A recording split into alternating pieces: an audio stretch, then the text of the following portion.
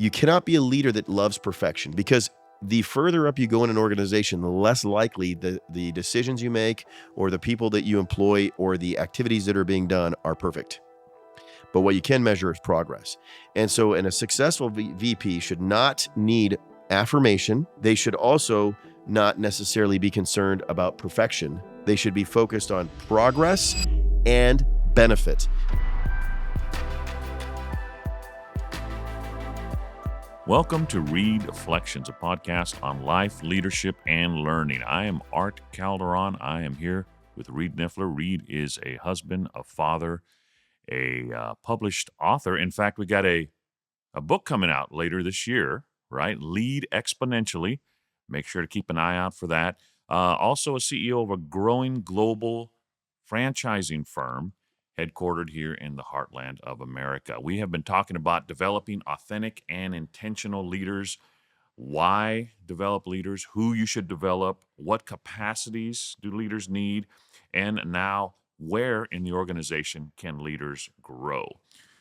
We've kind of worked our way up the ladder. We talked about the associate level, manager, director, and today, the vice president, the role of VP or our exec level. Tell us, Reed, why that position is it's so important, and what are the primary responsibilities of somebody in that role? Yeah, I think of all the roles, this is the most misunderstood. I think it's the one that I think a lot of people aspire to, maybe for the wrong reasons, but it's also for sure the most misunderstood. I mean, and when we really step back and look at what notable vice presidents would we say really are the embodiment of what the role should be, right? If you look at in the United States, the vice president is kind of like in case something happens to the president. They don't really do much. It seems No, like. I mean, so they're just kind of in the waiting. Then you go to a place where they're probably the most voluminous at a bank, and it seems like every third person's a vice president at the bank. Or a college. Or a college, yeah. And so I think it's, what does that really mean? And I think many times the perception of society is, well, I've made it when I'm a vice president, right? I don't have to take the heat of being the primary leader where I've got to make the decisions, but I have the responsibility of allocating resources. I can hire and fire people. And even in downturns, you look at the vice presidents are kind of the insulated group because they're saying, hey, executive team members or the CEO is saying, hey, we've got to lay people off. And he's not necessarily going to do that directly himself. He's going to pressure his vice presidents or executive team to do that. And then as a result, they're going to go lay off people below them. And so once you get to that level, you feel like you've pseudo made it and you're somewhat protected, right? Because you're there. And that's not any of the role that is ultimately going to lead to success. Those are all the external perceptions and the things that are under heat that we're seeing. And so that's why I think there's a lot of ambiguity around that role. And so what should the role be, at least as I would define it from a success standpoint? And that is really saying, okay, let's take that vision that the leader of the organization has, and that's in any organization. And then we develop a strategic plan around that of how we're going to execute it and determine the amount of resources necessary to do that. So that's financial and personnel. And so that's really what the role should be. It's not a figurehead position. It's not a leader in waiting. It's not a title that ultimately gives you the ability to golf all day, right? I mean, I don't know. And so I think it's really a role of translating the vision into a strategic plan that then understands and identifies what resources are necessary to then deploy that strategy, and that they work through the directors and the teams below that. And so that's really, as I would define the role, which I find the most ambiguous of all roles. Okay, so there's a lot of what it's not. And you said that primarily they need to take the vision of the leader and be able to create a strategic plan. So what are the tools or talents, what makes them successful to be able to do that? Yeah, and first I'm going to talk about what the number one thing that trips them up, I think, is to build a name for themselves, right? I think many times you're at that stage, they want to build a name for themselves, right? And so in the industry that I'm in, there's a lot of policies and procedures around certain things. And someone that steps into a secondary leadership position thinking that if they go to the leadership position, they'll be able to identify the progress. And it's no different than the House and the Senate as well in a political arena. It's like, I need to rewrite a policy that I can attach my name to, and that'll be what carries me to the next level. And I think you find that a lot of times in VPs, they want to own something so they can demonstrate that I can take that senior level leadership role and own it from there. And it's not about making a name for yourself, right? That's not success. It's about being effectively at translating vision into strategy that leads to success, because that's what gets repeated, right? Your name is only a endpoint, right? But if you can effectively take a vision and create a strategy and leverage resource to be there, you're going to be successful. And why does that work? Because many times the heir apparent in any organization is going to be someone that can do that. Because many times what you find as a vice president, the next role is naturally a C-level role. And so there's countless organizations that have great ideas and maybe an entrepreneur visionary that needs that, what I call professional manager, to take and steward that vision to become a strategic plan and allocation of resources. And that's what then, if you're looking at private equity or external investments, that's what they're really looking for, that integrator, right? Somebody that can integrate the vision into the organization to see that it's going to make progress going forward. And so what does success look like? Success looks like comprehensively understanding the vision, right? It's diagnosing, okay, what are all the component parts of that would lead to this level of success? Then understanding what a strategic plan or structure would look like to go forward, and then being able to execute that going forward. And I think that is something that's there. And let me give a story that is a good way to articulate that. So I recently read a book about Mount Rushmore. And Gutzlon Borglum, I would say, would be an effective vice president in many ways. And that's his real name. That's his real name. He was the original person that crafted it, but he was not the person that came up with the idea. And this was interesting to me because there was a local person, Doan Robinson was his name, that wanted to draw attention to Rapid City and the South Dakota hills there. And so he knew there was a whole bunch of rock formations that were made of granite that he could ultimately craft a solution from. And so he contacted Borglum and said, you know what, I think we should carve something in this. And they were debating back and forth. And what happened next was taking that idea, and I think in this case, Borglum was the visionary too, to understand really what it looked like. But then from there, he developed a strategic plan. He went up there and looked at the rock formations to ultimately settle on Mount Rushmore. He recognized that originally he was going to just put Washington and Lincoln on there, but as he was continuing his design and mapping through that, he recognized he could fit 4 on there. Then he secured financing from the federal government, right? And the federal government gave essentially now what we would call a grant, but at the time it was funding for the construction of that, and they gave it annually. And so here's a guy that saw the idea, which was done locally by a politician, that crafted and galvanized the vision, but then developed a strategic plan that was executable. Because how many times do we have a broad vision like that never gets done, right? There's all these things and prognosticators that say all these things should be done, and nobody is able to take that vision and put a structure behind it that's executable. And if you go, and if you've ever been up to Mount Rushmore, I personally have, it's an amazing, amazing thing that you can just see that these 70-foot, 80-foot heads are essentially carved into granite over a 14-year period with 400 tons of granite removed. Ultimately there was no road even there, right? I mean, they had literally their horse and buggies getting the original. There was no town around there, roads or any infrastructure to help him with this. He just had to see the blank canvas and realize what it could be. And so he would be a highly effective visionary person as a vice president, right? He would see the vision and find all the resources necessary, the approach necessary to accomplish that, and then ultimately now we're still enjoying that 100 years later. Now you've been in leadership for most of your career. And you've seen a lot of leaders, seen a lot of VPs. You've seen a lot of VPs, people move into that role. Tell us about a time, an example story where you've seen someone who did move from maybe one position of leader, maybe a manager or a director, and moved into the VP role. What did that success look like? So I think I'm going to speak in general terms here because obviously, this is something that can be very specific to certain individuals. But at the same time, I think what you'll find is the people that struggle in that role, and I'm going to speak to characteristics that we can look at in our lives to either minimize or accelerate. The people that struggle in those roles are the ones that are looking for people-pleasing roles, right? That they need that affirmation and people-pleasing. What the big misnomer about leadership is, you think you get acclaim and recognition and support and adoration. No.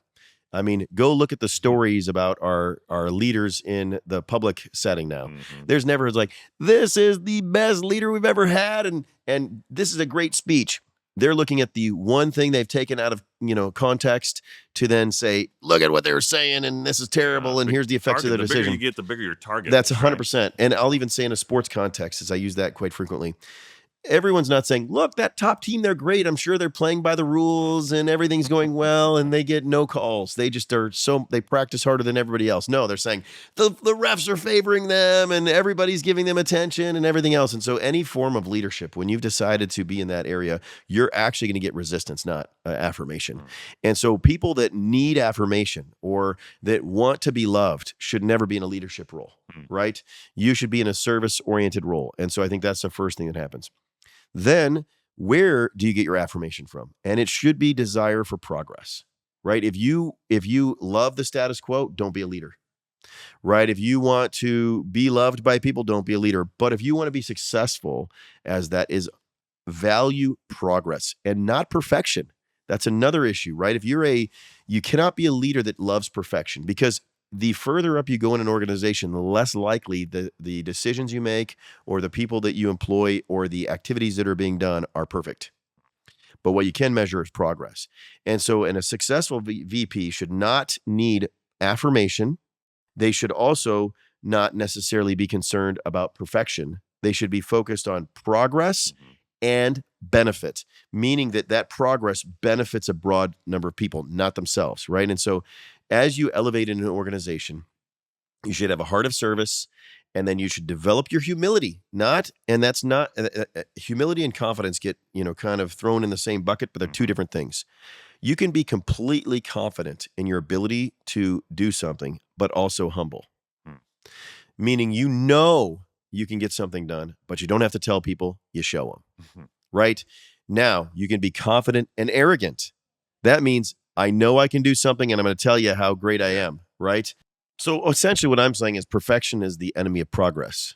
All right. And confidence can, live together with humility, right? And those two things don't have to be competing. All right. So think about someone who is in that role, and the increasing responsibilities that they have, increasing demands.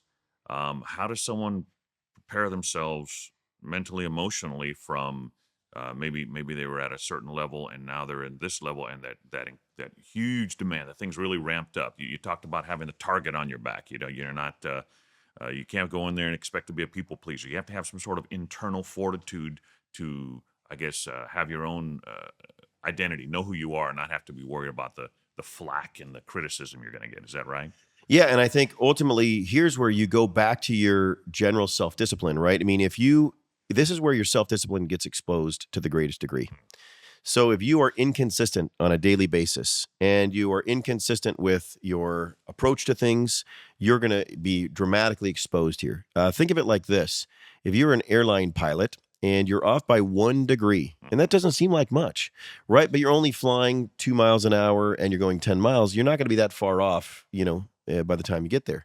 And it won't be very obvious for very long. But if you're going 550 miles an hour and you've got 150 people on the plane and you're going off by 1 degree, you're going to be in a totally different city and everybody's going to be upset and disappointed.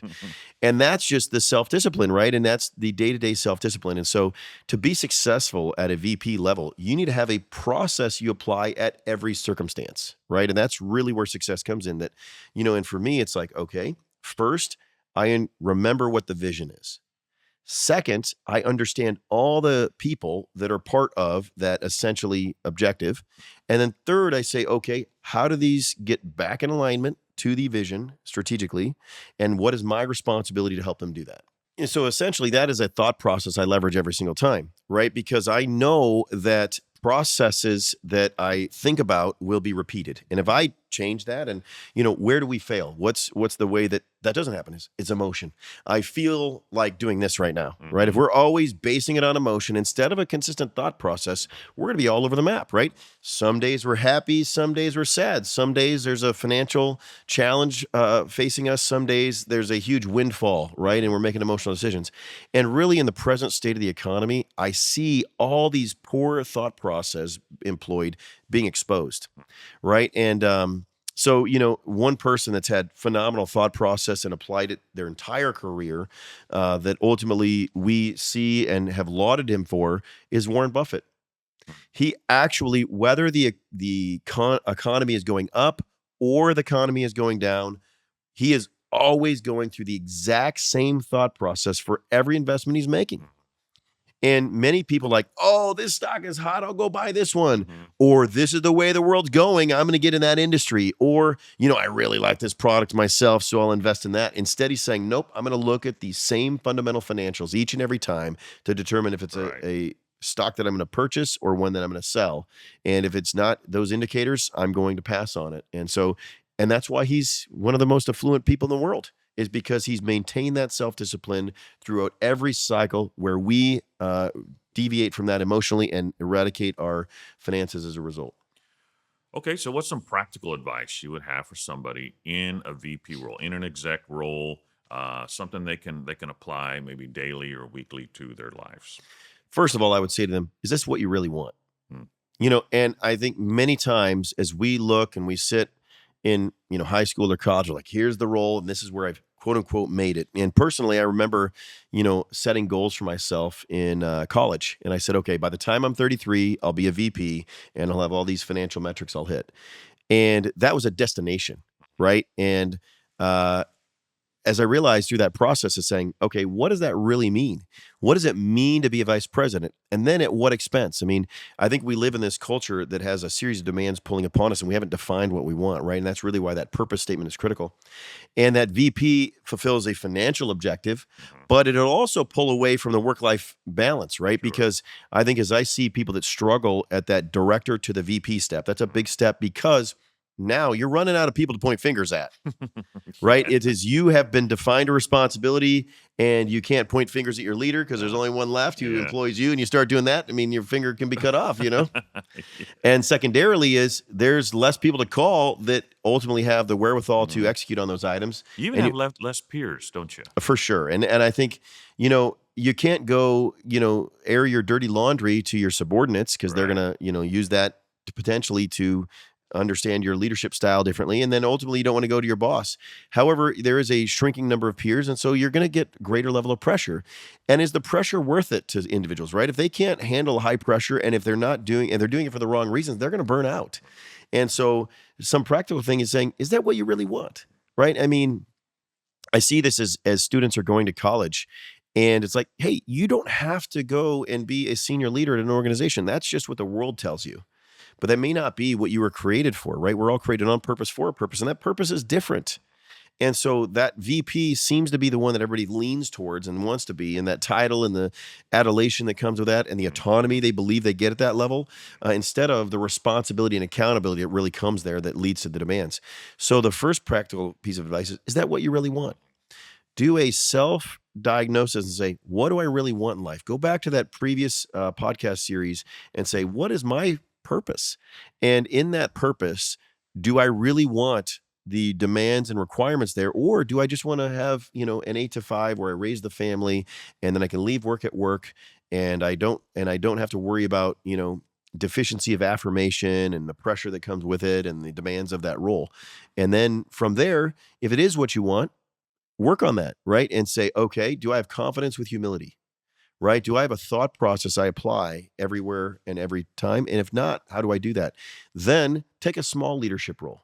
Mhm. Volunteer. That's the best thing you can do, is go and volunteer, because what you realize is, wow, I'm dealing with people and different expectations and demands with different skill sets. And if you like that environment where you volunteer and you find success and you're able to turn their trajectory and put a strategic plan together to help in that volunteering capacity, then you're going to likely be more successful as a VP. Well, so once you reach that level, I guess there's a temptation to figure you've learned everything. That's why I've been promoted to this position, right? I now have it all, but really, you still need to be a learner, don't you?